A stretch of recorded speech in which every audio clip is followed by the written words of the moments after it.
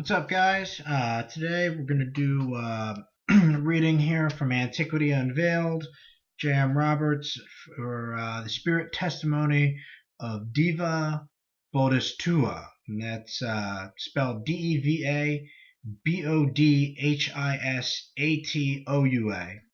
And he was a Buddhist prophet. So we're on page 48 here. Sahib, I salute you, sir. In all things pertaining to the spirit and mortal life, experience must be the guide, and reason the teacher. It is my duty, as a spirit, being appointed by the higher order to come here, to tell you what I know of what are termed the Christian Gospels, more particularly those relating to what are termed Matthew, Mark, Luke, and John. Right here, I might go into a personal history of myself, in order that you may understand more thoroughly what I herein set forth. I am of a line of teachers or prophets from Buddha down. Whether you can obtain through the encyclopedias of today the information I shall give you, I cannot tell. But if you can, obtain the Japanese encyclopedia of 1821, translated by Abel Remusat, Remusat, and you will be able to learn a great deal about myself. In the Sanskrit tongue, my name was Deva Bodhisatoua. In the Chinese tongue, my name was Fosa, and in the Hindu tongue, it was Ma Ming. I commenced exactly as this man I am using today, a trance medium, in the Mahabharata country, and it was I who first taught in India long before the Christian era. The metaphysical, allegorical style claimed to have come from the one who never existed, called Jesus of Nazareth. These Gospels were transferred to Singapore, where they afterwards fell into the possession of Apollonius of Tyana. Their original names, in your modern tongue, would represent the four seasons, but were afterward used or misused to typify a savior of men. The originals, as understood by the Hindoos, were in this way. First, the presentation of the ground, the planting of the seed, the harvest of time in gathering, and the feast time or harvest home. This was what those books, interpreted by the aid of certain stars, in which is now termed the zodiac, meant. The star in the east was simply a signal of seeding time or planting time. Now, these mysteries were used by Hindus to show certain things occurring in the life of man that resembled the offices of nature, such as infancy, youth, maturity, and old age or death of man. You see, the beauty of these things when properly understood. First, the stars, used then as an almanac. Second, the seed of time, harvest. And third, their analogy to the life of man. These writings or Gospels were given to me, first, as I have set forth in the beginning of this communication, by experiences in the way of trance. Second, by my reasoning upon them. And third, by my intuitional nature coming in contact with the higher relations of spirit life. And here again, I must remark that in my time they were not original, but they were simply the reflex of spirits on my receptive organism. In an allegorical sense, these writings can injure no one, but when used by priests to gain power, as they keep the key to themselves, enslaving the intellects of their fellow men. We believed in reincarnation. We believed in the language of Buddha, that as long as there was a decline of virtue in the world, a good man was raised up to reestablish morality, and that this man was either Buddha himself or that his conception. He was overshadowed by the Holy Spirit of Buddha. These epistles or Gospels brought from India by Apollonius, were modified by him to suit his spiritual nature. Much of the force and sublimity of language in them is lost in their translation, though, through so many tongues. As near as I can give you their name, they would be called, in your language, translated from Hindu, the Code of the Initiated. There was at that time, in India, a sacred order in which all persons of good blood, not that there is anything encased, that is, were to become pupils and gradually go from one degree to another, similar to modern Freemasonry. No one was admitted as a pupil unless first examined to see whether he had any spiritual gifts, and this was tested in different ways. One of the principal tests was looking through a hollow tube on a piece of glass or piece of skin. If he discovered any sign of either, this was evidence of clairvoyance. Others were tested by a tube shaped like a horn placed on the ear. If they heard a voice or any noise or anything was photographed upon their brain, they were admitted on the ground of clairaudience. By this method, we were always enabled to have mediums that not only preached our philosophy, but proved it also. I have certified to all I think that it is necessary, and I have fulfilled my duty to the best of my present ability. And if I am not mistaken, this communication, which is launched in this humble home today, will undoubtedly be looked upon in the future as one of the marvels of spiritualism, considering the source from which it comes. Wise spirits, not that I lay claim to wisdom, never enter where pride shuts them out. Humility is the best preparation any medium needs to receive the whole truth and nothing but the truth. I think that's important. Okay, so now we're on to the comments here from Manning. We can find no historical reference to any such person as Deva Bodhisatoua, Fausa, or Ma Ming, and are therefore compelled to confine our test of its genuineness and authenticity to what we can learn regarding Abel Remusat. Again, that's Abel, Abel, Remusat, referred to in the communication.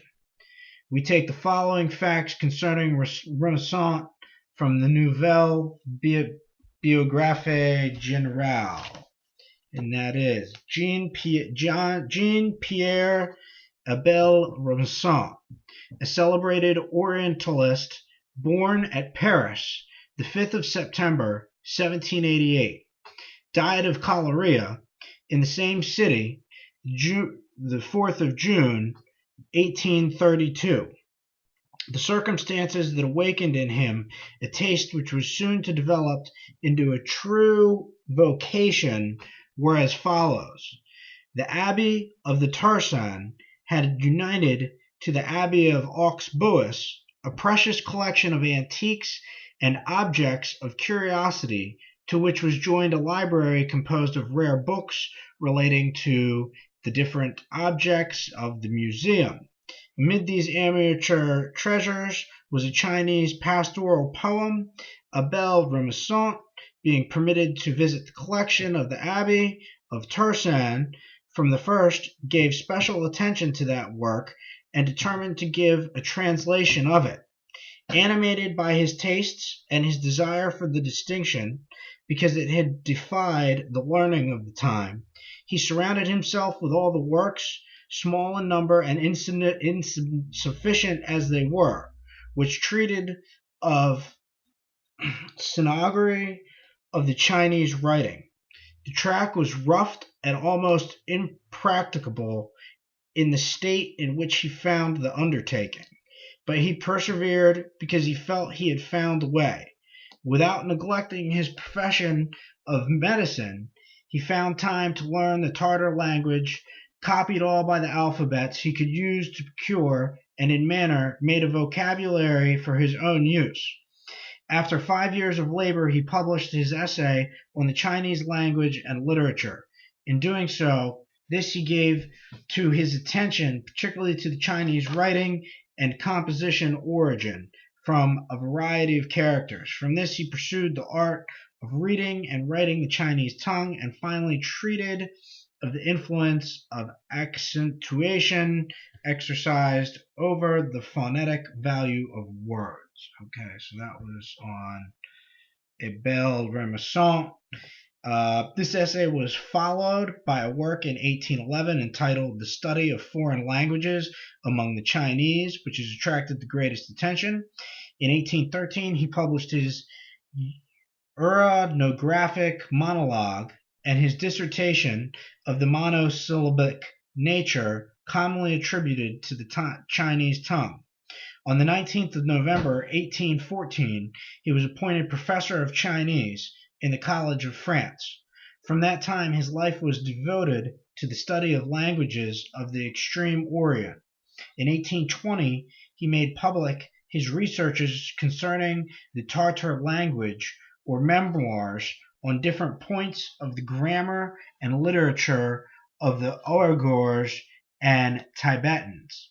After mentioning several essays and other works of Renaissance, the writer in the Nouvelle Biographie Générale says, the study of Chinese documents, both printed and in manuscript, enabled the learned Sinog to indicate to the courtier, according to Japanese encyclopedia, the locality where the camel monks collected the salts of ammonia, and to reveal the existence of two burning volcanoes situated in Central Asia, 400 leagues from the sea, information of which Humboldt, traveling in Chinese Tartary, was pleased to recognize as correct. The Japanese encyclopedia is the most important work in relation to information concerning the state of the scenarios, arts, and occupations in China. Its entire civilization is therein described. Abel Renaissance early gave a translation of the titles of the chapters of it, with that of an entire article relative to the tapir that the imagination of the Chinese had transferred into a sort of fabulous animal. Quotes, historically, Abel Renaissance was particularly occupied with the Tartar nations, and he knew how to profit by the relations of the Chinese with them to solve many historical problems. Instead of making the barbarians who overrun the Roman Empire descend from the north, he showed their oriental origin and the different localities of them in the countries of Asia. The true object of the researchers of Abel Renaissance concerning the religions of China was Buddhism. These memoirs from his pen appeared on this subject in the Journal des Savants of 1831. Soon after he published his translation of the Book of Rewards and Punishment of the popular Morale Code. His labors on the history of Buddhism are numerous. The discovery that he made in Japanese encyclopedia of the list of 33 first patriarchs of Buddhism, with the date of birth and death of the greater number among them, relative to the Chinese chronology, entitled him, at least approximately, to fix the epoch of the death of Buddha, which would have taken place 950 years before Jesus Christ. One of the centers of Buddhism was Rotan, Rotan, which also became a great center of civilization. Abel Renaissance translated the history of that city. It was at this period that the Pentaglot Dictionary, called by the author of Somme or Whole in Buddhism, was conceived. The translation of that collection, undertaken by Abel Renaissance and E. Bornehoff, was originally begun. The former of these savants also intended to translate the journeyings of the religious votaries of China going on pilgrimages to visit the places consecrated by the Buddhistic legends. Death surprised him, so to speak, with pen in hand. Such was the learned Oriental scholar to whom the Hindu spirit prophet referred. Whether this Buddhistic patriarch, either under the name of Deva Bodhisatoua or Falsa or Mao Ming, was found recorded in the line of patriarchs of Buddhism by Renaissance in the Japanese encyclopedia or not, we cannot tell. Should it be there, it would hardly be possible to doubt the authenticity of this strange, and as we incline to believe it, most important communication. In the absence of positive knowledge upon this point, we are warranted in giving great weight to the reference of this Buddhistic spirit to the Japanese encyclopedia and its partial translation by Renaissance in 1821. But most significant of all is the fact that Renaissance, in his labor of translating that noted Oriental work, discovered a chronological list of the names of 33 of the first Buddhistic patriarchs, with the time of birth and death of most of them, so fully given as to determine with considerable certainty that the Buddhistic religion has its origin about 950 years before the Christian era, so called.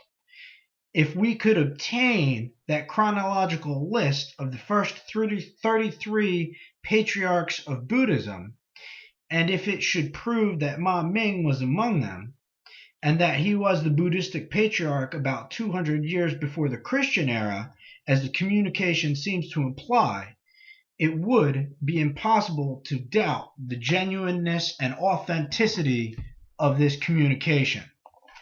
We will now proceed to analyze this very remarkable communication, when the indirect evidence of its authenticity will become almost irresistible. The spirit tells us that he was a trance medium, and that under the control of spirits he wrote several books, that they were written in the Mahabharata, that's Mahabharata,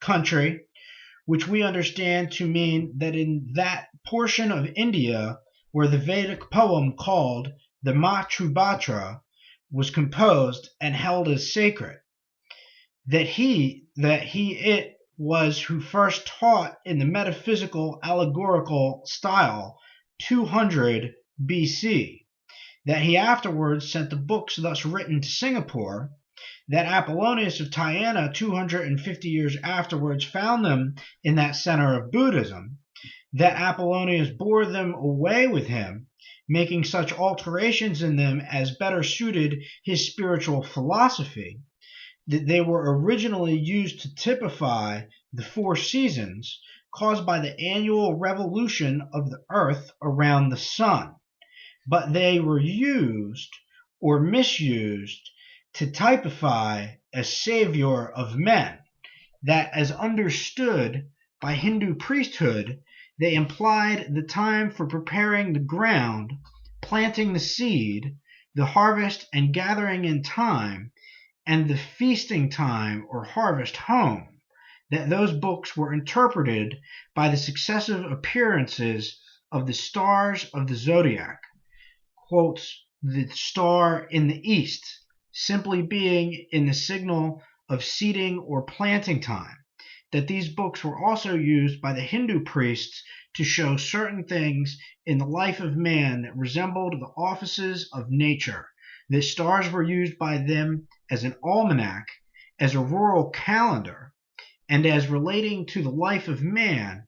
He might have added forth use of them as relating to the atmospheric or meteoric changes of the 4 seasons. No one who has given any attention to the subject of the Brahmanical Buddhist Zoroastrian, Zoroastrian, Egyptian, Grecian, and Roman religions will all preceded the so-called Christian religion, can doubt or question the fact that they were one and all based upon the annual revolution of the earth around the sun and the natural changes which were thus produced on the earth, and which especially affected the comforts, interests, and happiness, or the misery, misfortunes, and calamities of the human race. Such were the religious and philosophies everywhere met with by Apollonius of Tyana in his long and active journeyings throughout the then civilized world. That the books obtained by him at Singapore, India, were of that nature cannot be reasonably questioned. Those Buddhistic books were afterwards written, as had been alleged by the spirit of Ulpilas, Ulpilas, bishop of the Goths, and Apollonius himself, in the Hebraic Samaritan tongue, the written language of his native country. They were afterwards copied by Hegesippus, Hegessippus, in the same tongue, and from the copy of Hegesippus to Ulpilas made his translation into the Gothic tongue.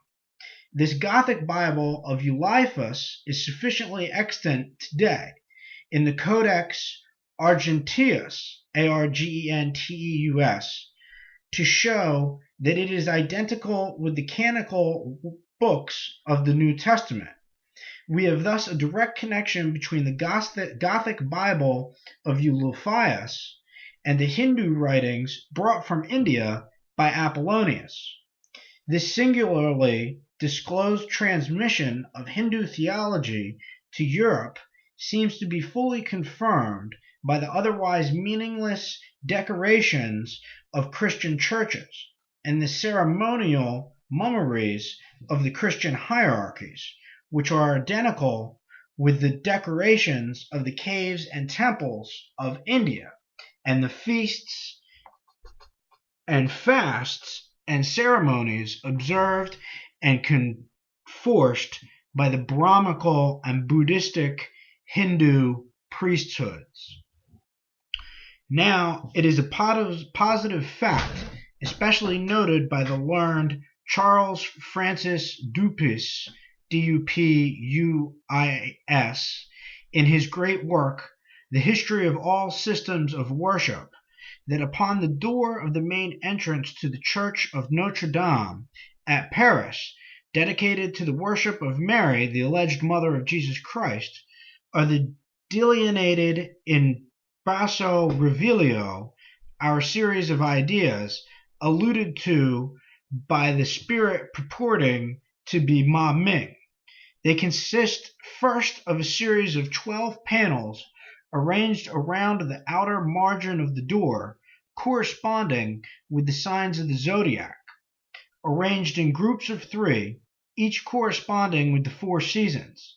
The panel of 11 of those signs contain each of the respective symbol representing it, to wit, Aries, Taurus, Gemini, Cancer, Leo, etc. But in the square corresponding with Virgo, the celestial or zodiacal virgin, the symbol of a young woman is absent, and in its place is a figure of the sculptor himself at his work.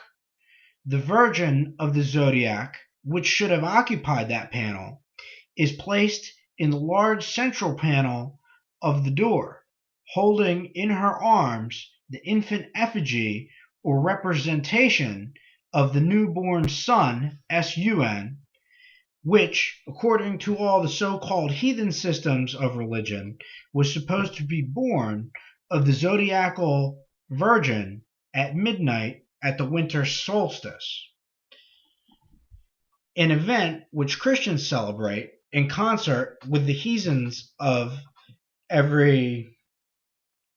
this writing because it'd be a little bad on the printer.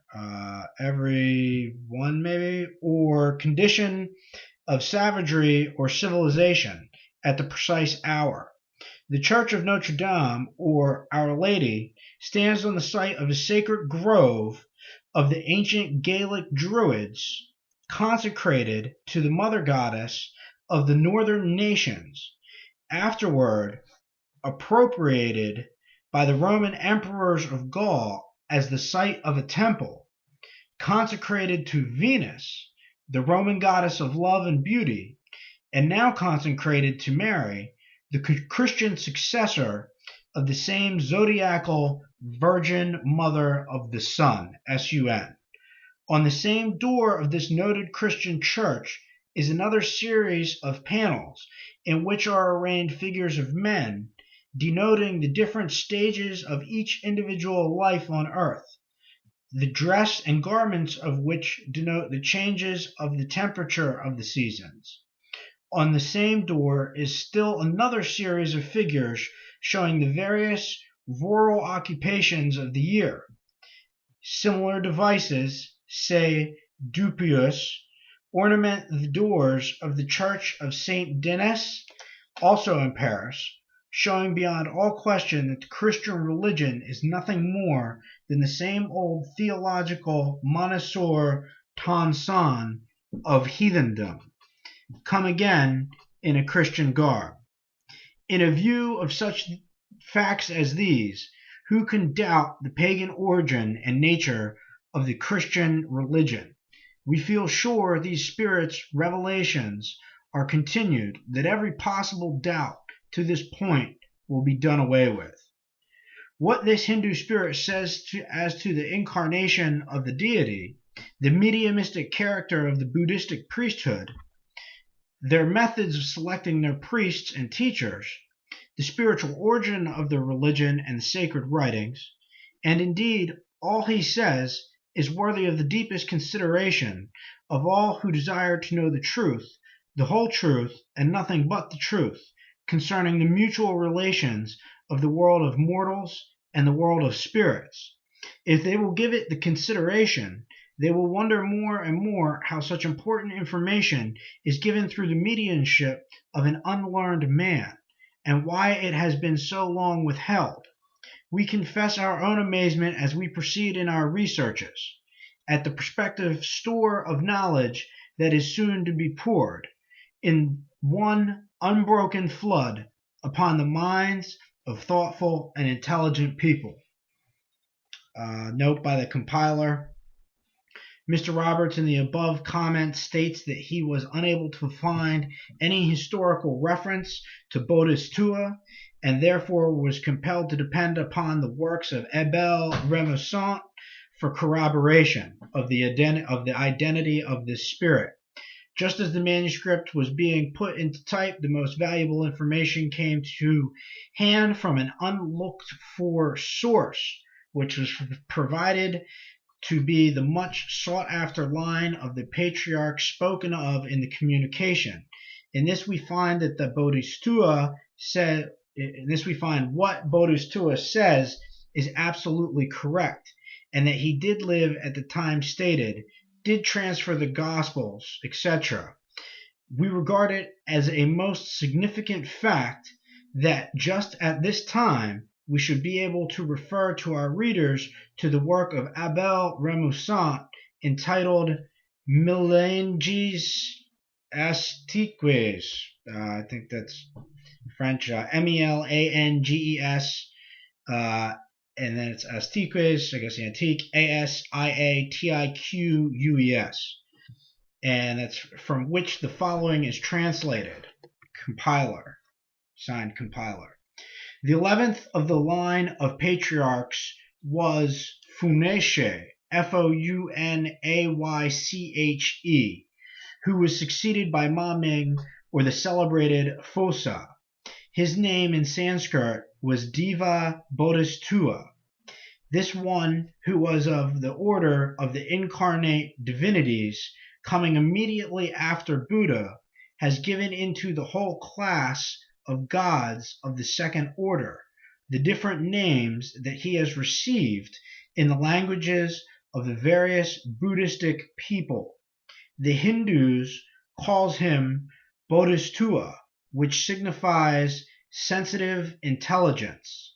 The Tibetans have changed his name into, this is a tough one, DJANGTCHHOUB, or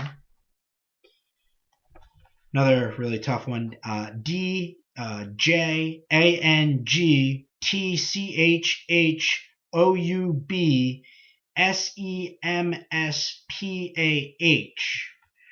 Can't even take a stab at that one. That's tough. The Chinese have attributed it into some falsa, which, by very ridiculous misunderstanding, some Chinese idolaters and following them many missionaries have given him the name of goddess of porcelain. They have lavished most honorable titles on him, such as most intelligent, most victorious, omnipotent, most holy son of Buddha, born of his mouth. We do not have at present to seek the allegorical sense of all these names, but it is very important to determine the age of the historical personage to whom they attributed them, for Bodhisattva seems to have been one of the reformers to whom the Buddhist philosophy is most indebted. Georgie has given vent to a crowd of conjectures upon this subject. He takes Bodhisattva from Somankodom, Somonakodom, or from Buddha, and besides, for a celebrated religious person in China in the 4th century after our era under the name of Fotho Ching, that's Foutchching,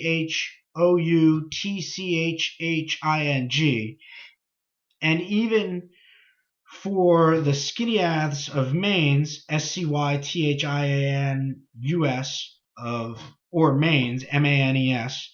By reason of this error, he makes him live in the 3rd century of our era.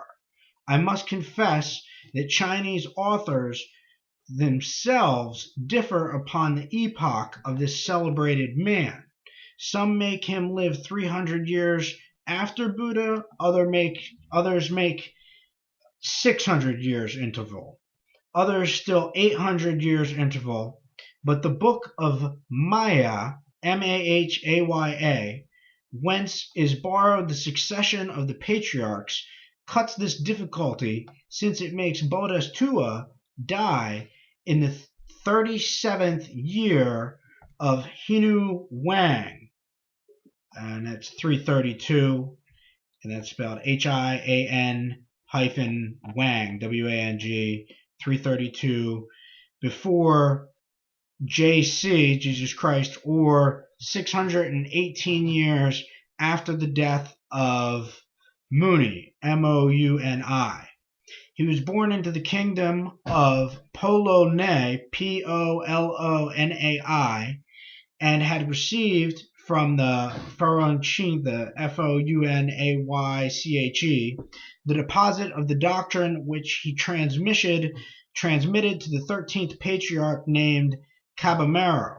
This one traveled in the west part of the Indies and delivered his body to the flames in the 41st year of Nan Wang, Nan Wang, just like it sounds, 274 before Jesus Christ. Another note by the compiler here. Our readers will notice that the spirit of Bodhisattva says he received the Gospels, which afterward laid the foundation of the Christian religion, from spirit sources.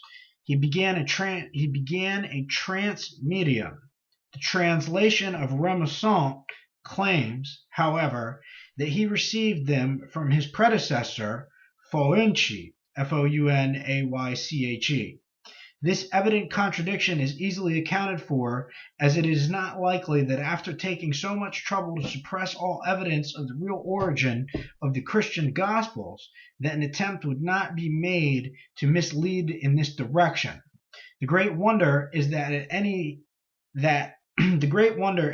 at this late day so much evidence can be obtained, which only shows that at some point in their calculations a misstep was made and that this evidence was overlooked, which makes it possible that in this 19th century the true facts may be brought to light.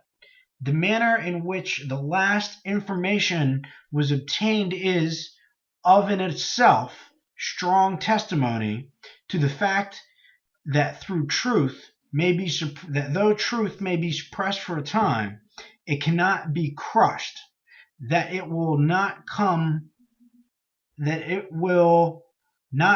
uppermost at last.